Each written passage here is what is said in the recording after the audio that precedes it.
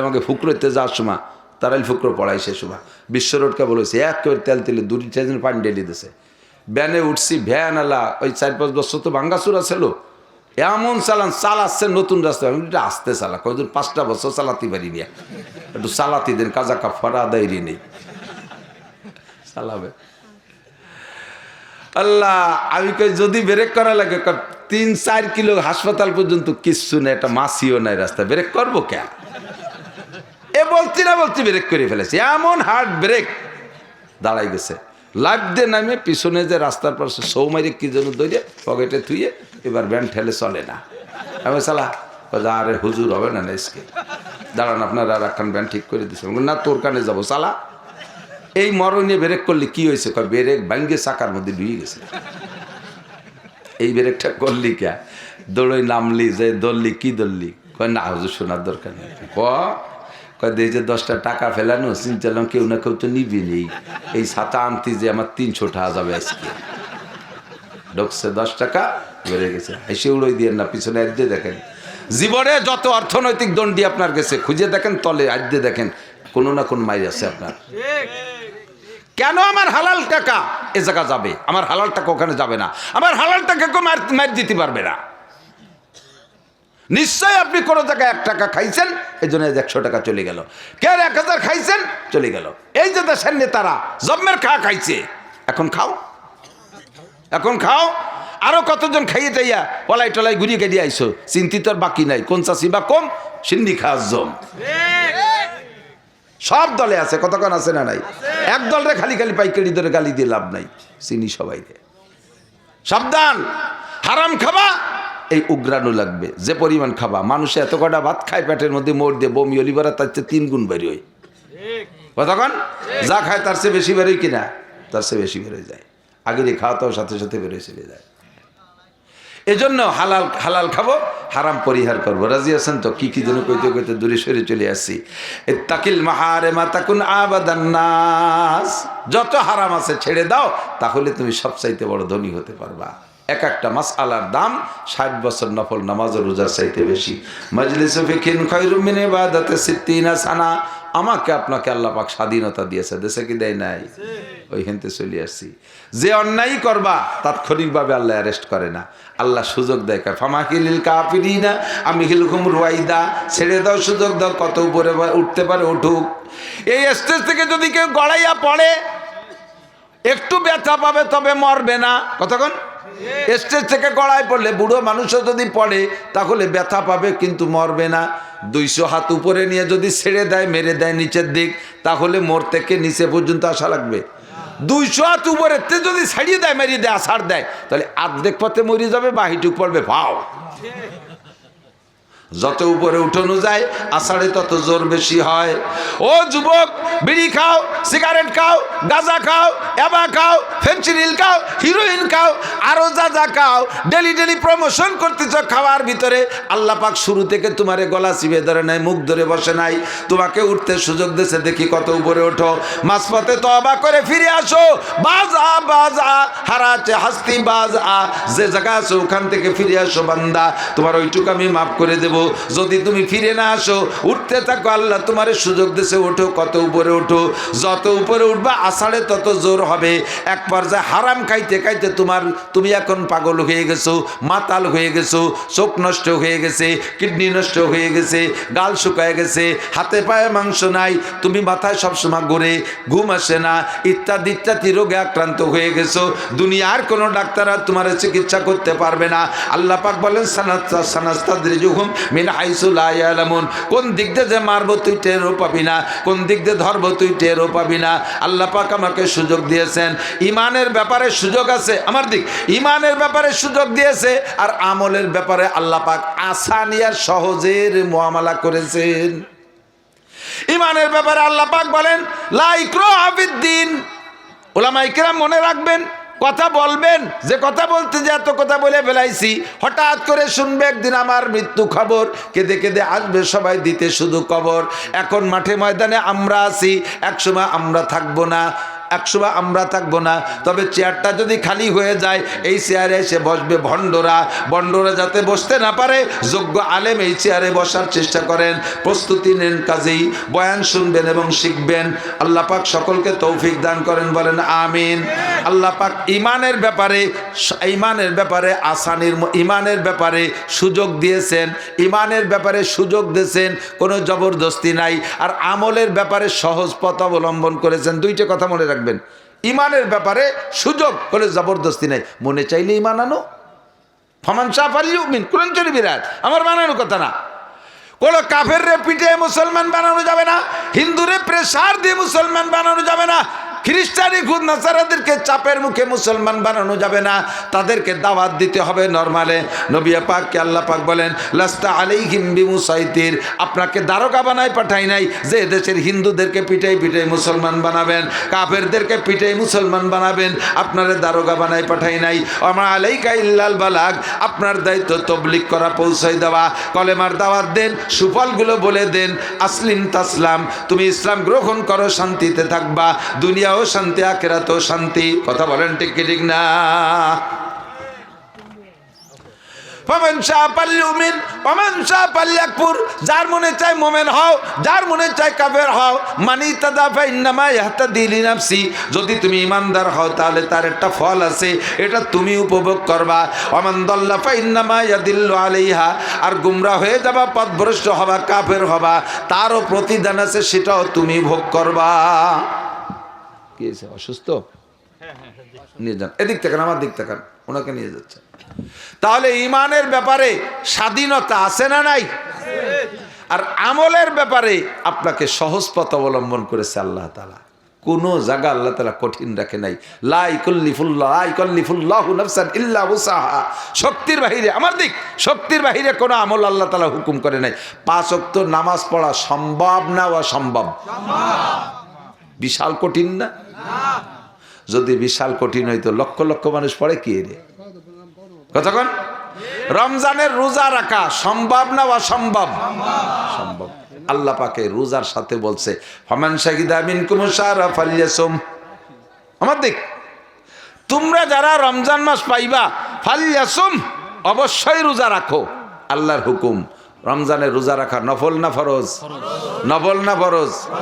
যত কাজ হোক আমি এবারে রমজানের রোজা ছাড়বো না, ইনশাআল্লাহ রমজান পাইলে প্রতিজ্ঞা করা যাবে? কারা কারা নিয়ত করতে পারবো? রমজানের রোজা পাইলে রোজা রাখবই। আগে আমার সাথে এভাবে কন, রোজা রাখবই, রোজা রাখবই ইনশাআল্লাহ রমজান পাইলে, ইনশাআল্লাহ সুস্থ থাকলে, ইনশাআল্লাহ বাড়ি থাকলে। মুসাফিরের জন্য রোজা না, অসুস্থ ব্যক্তির রোজা না। আর রমজান না পালি তো লাই লাগতেছে না। এই ইনশাআল্লাহ 3 জায়গার সাথে বসছেন তো, কথা কি কইছি? ইনশাআল্লাহরে পরে কলাম কেন? রমজান পাই, ইনশাআল্লাহ রমজান পাইলে, যদি রমজান না পাই তাহলে তো রাখা লাগলো না। ইনশাআল্লাহ সুস্থ থাকলে, লাইসা আলাল মারিজে হারাজ, রোগীর জন্য কোনো সমস্যা নাই। ওয়াইন কুনতুম মারিদান, আল্লাহ কয় যদি অসুস্থ হও, আও আলা সাফারিন, অথবা তুমি সফরে থাকো, দূরে যাও, বাড়ির থেকে 48 মাইল দূরে, 78 কিলোমিটার, 48 মাইল সমান 78 কিলোমিটার বাড়ির থেকে যদি দূরে যাও, তুমি মুসাফির, ও জায়গা যদি 14 দিন থাকো, 15 দিনের কম থাকো, তাহলে ওই কয়দিন রোজা না রাখলেও হবে। পরে ফাইদা তুমি না ইয়ামিন উখার, রমজানের পরে যে রোজাটা রেখে দিবা। তাহলে সুযোগ আছে না নাই? আল্লাহ পাক ইবাদতের ক্ষেত্রে আমাদের জন্য সহজ পথ, তাও আল্লাহ নিজে বলে দিয়েছেন ইউরিদুল্লাহু বিকুমুল ইউসরা ওয়া লা ইউরিদু বিকুমুল উসর। এই যে রমজান মাসে অসুস্থ হলে এবং মুসাফির হলে রোজা রাখা নিষেধ না, রোজা না রাখার সুযোগ আছে। এটা আল্লাহ তাআলা আমাদের সহজ করার জন্য এই সুযোগটা করে দিয়েছে। নামাজ পড়তে ফরজ নামাজ দাঁড়ায় পড়া ফরজ, ফরজ নামাজ দাঁড়ায় পড়া ফরজ। এখন আপনি দাঁড়াইতে পারেন না, অসুস্থ, কি করবো? আল্লাহ হুজুর যেভাবে কড়া কড়া কথা কলো দাঁড়াই নামাজ পড়তে, আমি তো দাঁড়াতে পারতেছি না চেয়ার ছাড়া। আল্লাহ কয় নাসির মোল্লানা যা কয় কজ্ঞ, তুমি চেয়ারে বসে পড়তে পারো? জি পারি। তাহলে চেয়ারে বসো, তোমার দাঁড়ানো লাগবে না। আল্লাহ আমি চেয়ারে তো বসতে পারি, নিচে পারো? জি তা পারি। তো বলছি নিচে বসে পড়ো। আল্লাহ আমি তো বসতেও পারি না, আমি কি কয় শুয়ে পড়ো। তুমি যেভাবে পারো সেইভাবে পড়ো। লা ইকাল্লিফুল্লাহু নাফসান ইল্লা উসাহা, শক্তির বাহিরে আল্লাহ তাআলা হুকুম চাপায় দেয় না। তাহলে নামাজও আমাদের শক্তির মধ্যে আছে, রোজা আমাদের শক্তির মধ্যে আছে। আছে? রোজা রাখবো। লিসাইমে ফারহাতান, রোজাদারের দুইটা খুশি। রোজাদারের কয়টা খুশি? কয়টা খুশি? আমার দিক, রোজাদারের দুইটা আনন্দ। একটা আনন্দ হলো লেকায়ে রব্বিহি, কিয়ামতে জান্নাতে যাওয়ার পরে আল্লাহ তাআলা সমস্ত রোজাদারদের সাথে সাক্ষাৎ দিবেন। সব রোজাদারদেরকে নিয়ে বসে আল্লাহ তাআলা সামনে বসে প্রত্যেকের সামনে 144 খান ট্রে ভরিয়ে খাবার দেবে। প্রত্যেক ট্রেতে আবার 70 প্রকারের খাবার। কিছু কিছু নাস্তিক ইদানিং ফেসবুকে বেরোইছে, তারা এই সমস্ত কথাগুলোকে খুব ব্যঙ্গ করতেছে। দুনিয়ার IABF MA পাস করার নামে খবর নাই, সায়েন্স প্রযুক্তি নিয়ে কোনো আলোচনা নাই, শুধু বিলাং বুয়ো বেস্তের গল্প দিচ্ছে। গাদা, তোরে যে কিভাবে গালাগালি করার দরকার তো পারলাম না গালাগালি করতে। আয় কিয়ামতের ময়দানে আয়, যদি আখেরাত তো হবেই হবে। সেদিন দেখা যাবে তোর সাথে সাক্ষাৎ যদি ওগুলোর সাথে আল্লাহর রহমতে আমাকে সাক্ষাৎ হবে না, ও চলে যাবে অন্যদিক, আমাকে ওই দিন সাক্ষাতের দরকারও নাই। তবে ও যে জাহান্নামে যাবে ওটা কিন্তু আমরা দেখতে পারবো। জান্নাতীরা জাহান্নামীদেরকে দেখতে পারবে যে পুড়তিছে, আবার জাহান্নামীরাও জান্নাতীকে দেখতে পারবে যে ওরা আনন্দ করতেছে। সেদিন কবর করার সময় ইনশাআল্লাহ। কতক্ষণ জান্নাত আছে না নাই? সব রোজাদারদেরকে আল্লাহ তাআলা এতগুলো প্লেট ভরে খাবার দিয়ে বলবেন তোমরা খাও। বলবেন না আল্লাহ খাবো না। কেন খাবা না? কয় যে আমাদের মাঠে দিয়ে হুজুর বলে আসলো যে তুমি বলছো অসৌমু লি ওয়া আনা আজজি বিহি, রোজা রেখেছো আমার জন্য, এর প্রতিদিন আমি হাদ্দে দেবো। এসব তো হুররার গেলমানরা দিয়ে গেল, তুমি তো আদ্যে কিছু দিলে না। তাহলে আমার হাতের কি খাইতে চাস, কি পাইতে চাস? তোমার হাতের প্রথম লোকমাটা আমাদের মুখে দিতে হবে। আল্লাহ তাআলা জান্নাতের মাছের কলিজা বোনা আর জান্নাতের রুটি দিয়ে লুকমা বানাইয়া প্রত্যেক রোজাদারের মুখে নিজ হাতে তুলে দেবে। এটি হলো লেকায়ে রাব্বিহি, রোজাদারের 1 নম্বর খুশি।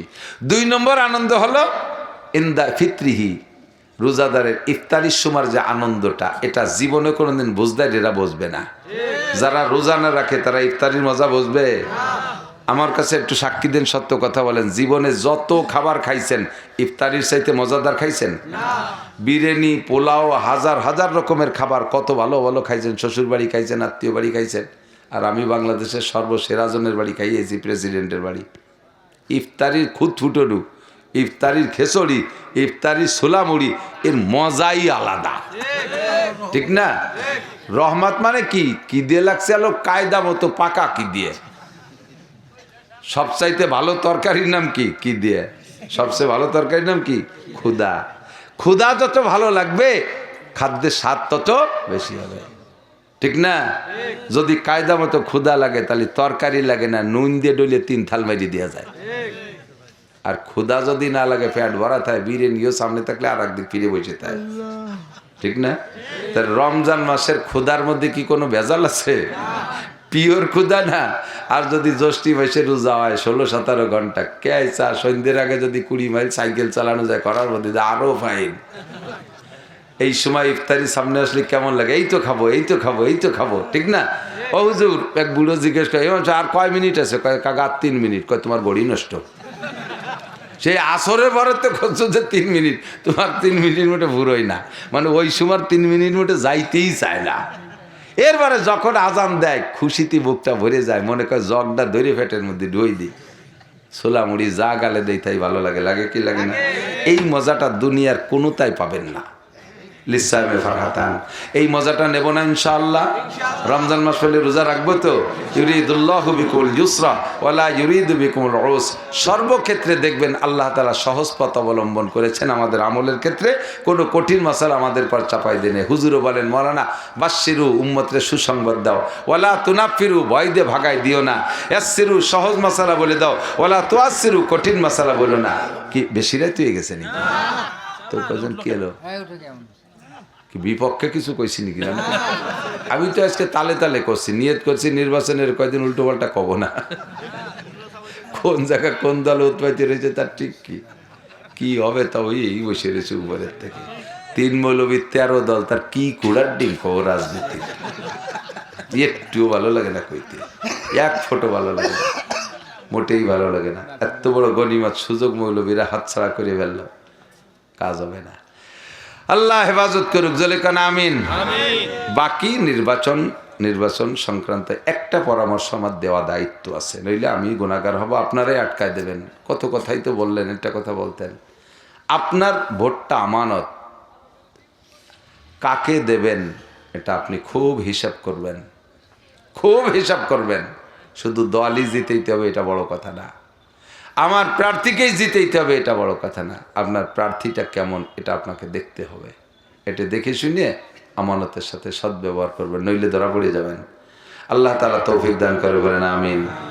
এটা মাদ্রাসা কো, মাদ্রাসা কো আছে, ছাত্রছাত্র আছে ইনশাল্লাহ আছে না? ও মহিলা মাদ্রাসা ইনশাল্লাহ আছে না? ছাত্র আছে, ছাত্রী মহিলা মাদ্রাসা। হ্যাঁ, মা বোনদের শিক্ষার জন্য এমার্জেন্সি। এই যে আমরা যে পুরুষরা কথা বললাম, সুরো কিরাত গলত হইলে নামাজ বাতিল, বলছি না? কিরাত হবে, আমরা ইমামের পিছনে নামাজ পড়লে আমাদের মুসল্লিদের কিরাত পড়া লাগে না।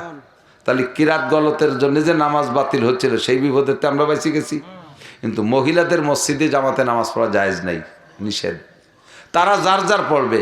এখন যার যার পড়তে গেলে তো কিরাত ভুল পড়লে নামাজ বাতিল। তো এই কিরাত শুদ্ধ হবে কিভাবে? গ্রামের যে আগের মসজিদ ওরই মক্তব ছিল, হুজুর 60-70 জন ছেলে মেয়ে আইছে, 1 ঘন্টার মধ্যে হুজুর এগে পড়াবে। কি গুড়ার ডিম পড়াবে কোন দি? হুজুর ওই বসে চিনতে পড়ে গেছে, আল্লাহ টাকা হলো বেতন 4000, মুষ্টি চাল 3 কেজি, এদি কি হবে না? এই চিনতে হতে জিমেতে ঘন্টাটা কাটে গেছে, ছুটি হয়ে গেল। সকালে বক্তব্য পড়ানো, জীবনেও কোনোদিন ওই জায়গাতে কোরআন শরীফ শুদ্ধ হবে না। মেয়েদের ব্রেন সফট, এদের নানান ঝামেলা কম। ছেলেরা যেমন ক্রিকেট রাবা জাবা খেলাধুলার দান্দায় করে, মেয়েরা মহিলা মাদ্রাসায় পড়ে 1-1.5 বছরে হাফেজ হয়ে যায়। জবানও পাতলা, কণ্ঠ সুন্দর, তিলাওয়াত করলে এত মজা লাগে। আর শরীয়তের সব মাসালা শেখে, যত নামাজের মাসালা, পয় পরিষ্কারের মাসালা তারা এখান থেকে শিখতে পারে। কাজেই আপনাদের মেয়েদেরকে মহিলা মাদ্রাসায় দেন, কমপক্ষে নুরানির 3 বছর এখান থেকে শিখুক, শরীয়তের সব মাসালা শিখে যাবে আল্লাহর রহমতে। কোরআন শরীফ শুদ্ধ হবে, নামাজটা শুদ্ধ হবে, আদর্শ মা হবে, তার পেট থেকে নেককার সন্তান হবে। আল্লাহ তাআলা কবুল করুক, বলেন আমিন। দুয়ার আগে উঠবেন না, 5 মিনিট সময় দেবেন, 5 মিনিট। বুঝছি সকলের এখন আর বেশি ভালো লাগতেছে না, আমারও ভালো লাগতেছে না।